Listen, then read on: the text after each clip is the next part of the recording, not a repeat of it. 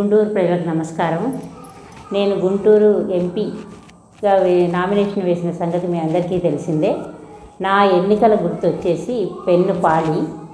EVM 2లో 23వ క్రమ సంఖ్యలో నా గుర్తు ఉంటుంది. మీరందరూ కూడా పాళి గుర్తుకి ఓటు వేసి నన్ను గెలిపించగలరని కోరుతున్నాను. రేపటితో ప్రచారం ముగియనున్నది, కానీ నేను మీ అందరినీ వచ్చి పర్సనల్గా కలవలేకపోయాను. ఇదే మిమ్మల్ని అందరినీ కూడా నేను పర్సనల్గా కలిసినట్టుగా భావించి నాకు ఓటు వేసి గెలిపిస్తారని నేను ఆశిస్తున్నాను. ఎవరికి ఓటు వేసినా కూడా మీరు ఆలోచించి నిర్ణయం తీసుకుంటే మంచిది.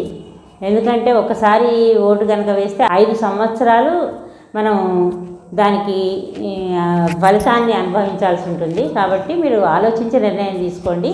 ఇంకో విషయం ఏంటంటే, వరుసగా సెలవులు వచ్చినందువల్ల మీరు వేరే టూర్ల కార్యక్రమాలు పెట్టుకుని అనేక పర్యాటక ప్రదేశాలకు వెళదాము చూద్దాము అని అనుకోకుండా మీ హక్కును మీరు వినియోగించుకోవాల్సిందిగా నేను కోరుతున్నాను. ఇప్పటివరకు గుంటూరు పార్లమెంటరీ నియోజకవర్గం నుంచి మహిళలు గెలుపొందలేదు.